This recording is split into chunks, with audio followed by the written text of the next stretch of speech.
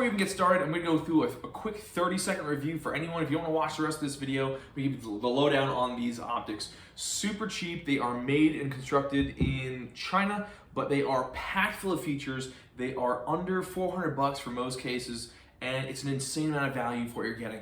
They're a little bit on the heavier side for some of the cons, right? Let's talk cons. A little bit heavier, close to 35 to almost 40 ounces for a scope. Pretty heavy if you're hunting. Other than that, not bad for long range shooting, not bad for a target or competition setup. On the good side, like I said, built like tanks, pretty damn cheap. They have a zero stop, very tactile windage and elevation adjustments, and first focal plane, as well as a horror style reticle. So insane value, awesome, awesome scope. I've had these for over a year now. I have all three of their series, the SH, the 6-24, the 4-16, and then the EP5, the 5-25. So I'm gonna give a full-on review of everything. I wanted to kind of wait until I had all of them and had some time behind all of them to see the good, the bad, the ugly, right, for all of the Arken Optics. So here we go. Now real quick, let's run down into why I decided to buy all three Arken Optics and why I replaced my Vortex optics with these. So I had the Vortex Strike Eagle. I did an earlier review on that optic, and it was pretty sweet. It was a Vortex Strike Eagle, and I was just testing out budget optics. It was not a bad optic, right? It had some issues initially, and then I had it sent back, and Vortex got me a new one. Worked great. People on YouTube, you guys, you were like, hey, check out the Arken Optics. Check out the Arken Optics. Do a review of the Arken Optics. I'm like, I've never even heard of this. Like, what trash tier optic is this? So did some research, and I saw Rex review, and he was doing a review on it saying that the tracking was on par with a Night Force. And I'm looking at it, I'm like, I have a $300 optic, that's not possible, right? These can't be good. So I bought one. I'm like, for $300, whatever, I'll buy one. It was, I think the SH4 was the first one I bought. The 6-24 right here. And started using it, and right out of the box, I was pretty friggin' impressed. The heft of it, right? I was like, wow, that's a fucking tank of an optic. And then I started messing around with the elevation knob. And I'm like, wow, very tactile, very audible clicks, cool. Zero stop, works great. Started looking through it. I was comparing it to optics like Leopold Mark V's, like Night Forces. Looking through all of them, and realistically, like, if you unless you've looked for years, like through really quality glass, you're gonna be very hard pressed to find a difference looking through these optics. And people are gonna be like, that's cheap ass shit. It's not gonna be good. It's not bad. It is good. So I was like, wow, that's pretty neat. And it was so neat that I was like, I don't need this Vortex Strike Eagle anymore. So I sold it, I got rid of it, and I bought another. I got this guy over here, the SH4 Gen 2 4-16, a little bit shorter in length than the bigger brother, right? And I started using this on my 223, my 18-inch upper 223, 5.56 rifle, and I loved it. It just performed great, again. Very audible, tactile clicks.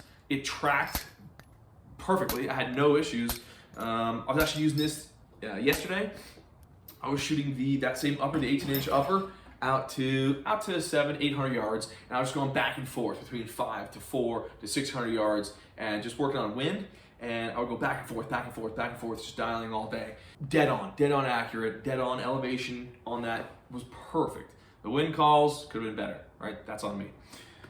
But these are great optics, and I was like, wow. And at that point, I was like, well, I gotta check out the EP5 then, because the EP5 came out, and the difference between these two guys and this guy right here that I have topped on my Tika setup is that this has the HD Japanese glass, high definition Japanese glass. Other than that, it has a 56mm objective lens. These were both 50 down here. So a little bit bigger objective lens, a little bit more light in there, and the glass quality is a little bit better, right? Can I tell a difference? It's still hard to tell a difference, but it's better. If you were hard pressed, like if you're on a budget, you really like, should I buy that one? Honestly, I would go with the SH4 624. You're not losing anything clarity wise. If you want to spend the money, spend the money. I mean, again, these things are still like under 500 or around 5 or 550, which is insane. That is an insane price for what you were getting out of all these optics. So let's go into features for these guys, right? I got both of the manuals here. We're gonna check them out. And the main differences is on these two guys, the SH lines, right? We're looking at, we've got elevation, which is a huge one, right? I needed elevation because I wanted to get out far. These are compact with it. All of these are 34 millimeter tubes, so we have a lot of elevation. The 6-24 has 32 mils. The 4-16 actually has 36 mils, which is pretty freaking cool. It actually has more elevation.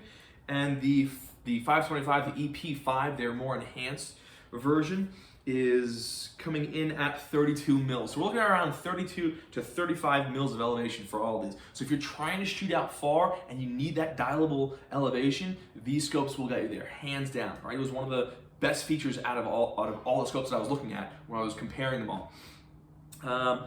These all have the VPR, we'll talk about the reticle, right?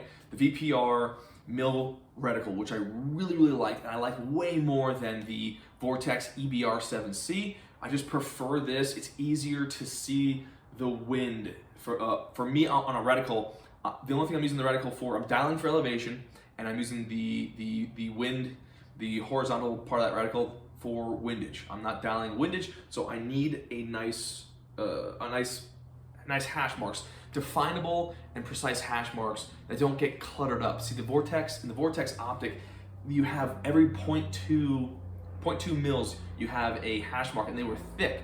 So it would kind of obscure the target in some instances. Whereas with this, if you're looking at the reticle, I'm gonna put up on the screen here, it's pretty neat, right? You have in the center of that, you have that dot, but then you have space, it's more opened up, it's not cluttered right there. So you have a hash, you have that point right at 0.25 mils, then at a half mil, 0.75, and then again at 1 mil. It's way easier to use, it's just less cluttered than the Vortex reticle that they're using. Some people love it, I don't, not a big fan. That's when I saw this and actually looked through the reticle on these scopes, I was like, this is an awesome reticle. These came with, basically you get a free package of all these goodies, which most of it is not good. Some of it is, right? The good thing, you have that throw lever that comes. That's cool, I use that. I threw on the scope level, the bubble. Not great, it's not a great bubble, it's not. But it works, I've been using it. Is it a flatline ops? No, it's not. It's made in China, it's whatever. It works, not ideal. It came with a rear shooting bag to use, but it was like, just not good quality. Like, it's a package of stuff that you're gonna use maybe 1 or 2 things out of it, and that's it. It came with scope caps for this EP5, right? I got that in the gift package, which is cool. It's like a rubberized, it fits around the end of each end. I was shooting a match and the rear eyepiece cover just came off, lost it, don't know where it is. It kept coming off. It wasn't like super solid. Realistically, these scope caps, the scope cover caps that come with it, I would use that, right? I'll probably take this off. As you see, I have these on all my scopes. I just put them on. Easy, they stay on. Not gonna lose them. If you do, not a big deal. You can get new ones, but those are probably most useful stuff coming out of there. Plus, which was really nice, was comes with all the little tools that you need to work your scope. Comes with all that good stuff. I got friggin' little package here. It's got a scope lens cloth. It came with everything that you needed. Some of the stuff that did come, you didn't really need. It wasn't great. Again, just kind of some filler stuff. Whatever, right? They're gonna give it to you. They're gonna give it to you. Also, I got with the EP5, it came with a scope, the sunshade. So I could put that on. Kind of neat, I guess.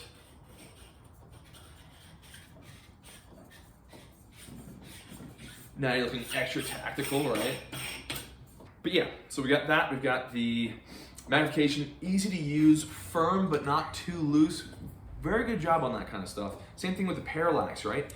On the Vortex Strike Eagles, super tough to manipulate. These are like butter, right? It's exactly where you want it. It's not too stiff, but it's not too loose. It's right where it should be. And I was like, wow, what an amazing concept, right? You have the elevation.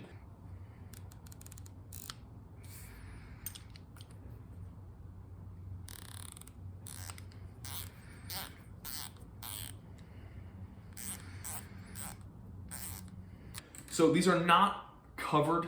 The elevation and windage are not covered, right? So people are like, oh, well, and they're not locking.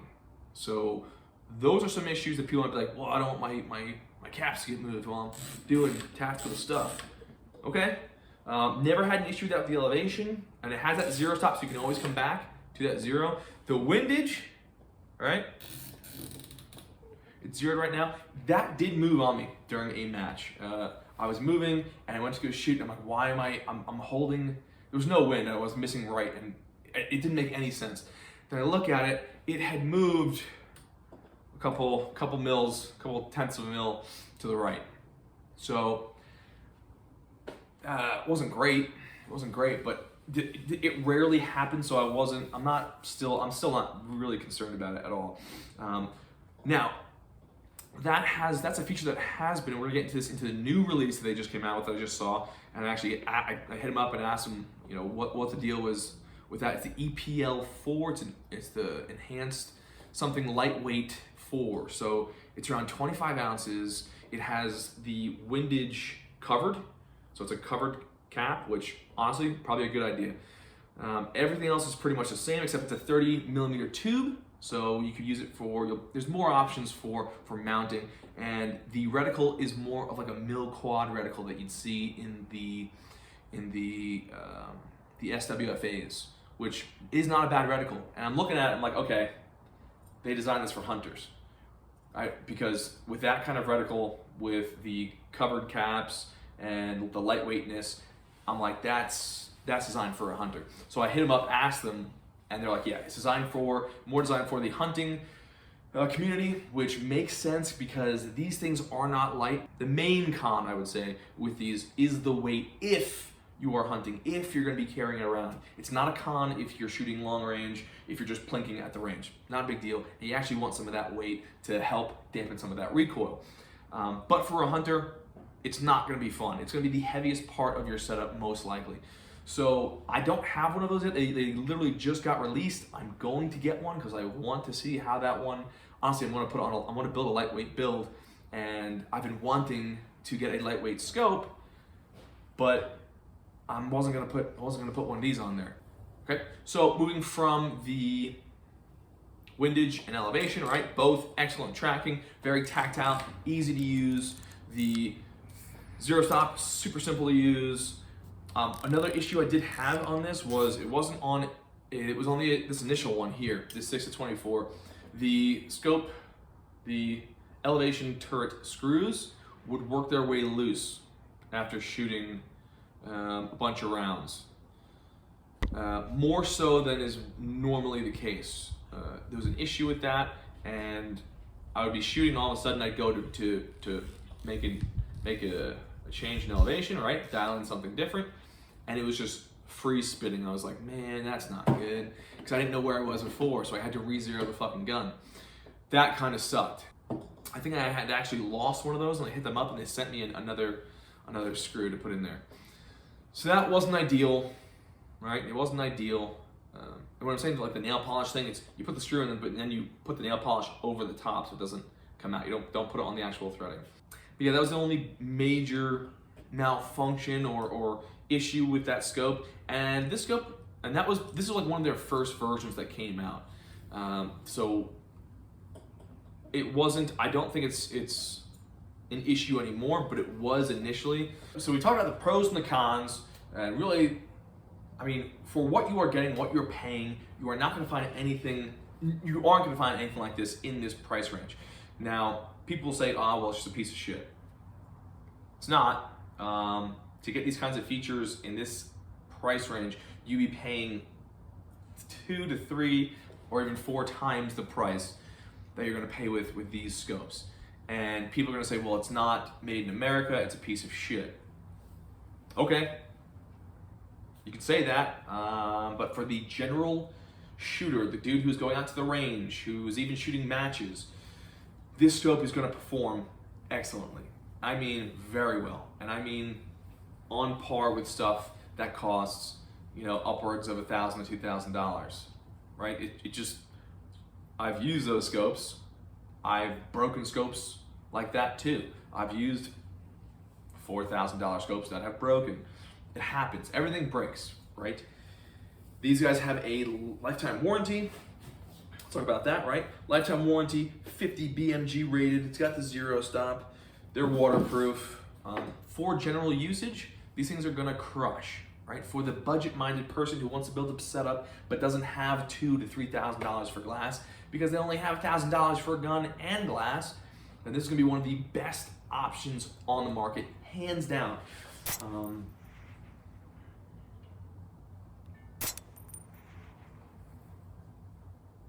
I mean, you see, to prove my point, I have this set up in a almost $300 mount, right?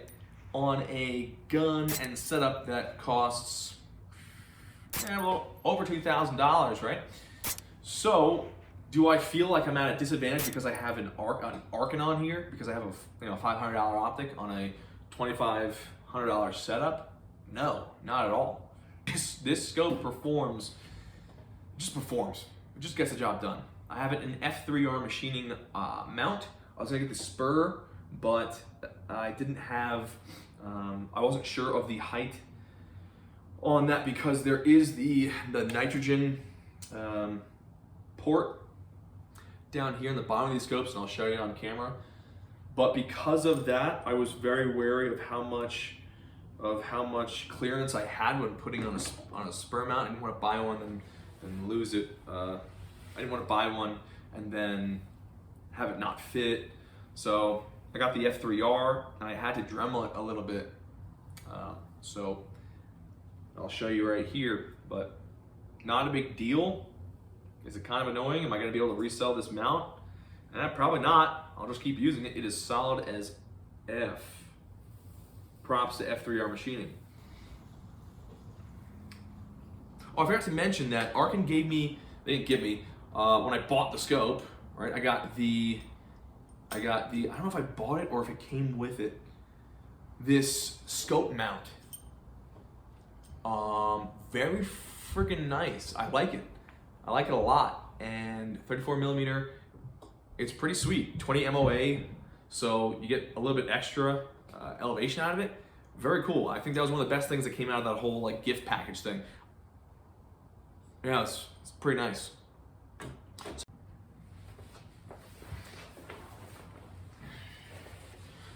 So to kind of wrap everything up, right? We have a high performing scope packed full of features for less than a quarter of what you would have to pay to get something if it was, you know, the name brand, Night Force, Leupold, you know, some of those more high-end, like the good high-end optics. Everything I've heard, 95% of what I've heard from these scopes are people freaking love them. They work, full of features.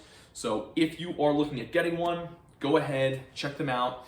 They're always running deals, so I'll get on their newsletter or just check out their website. You get a great deal buying it anyways. I have no relationship to Arken. They don't pay me. They don't give me these scopes. I wish they would. Hey, Arken, give me some free scopes. I'll test out that new lightweight EP4, ELP4, EPL4 if you want. Cool? Cool. But that's it. It's a great scope. Yeah, that's Arken.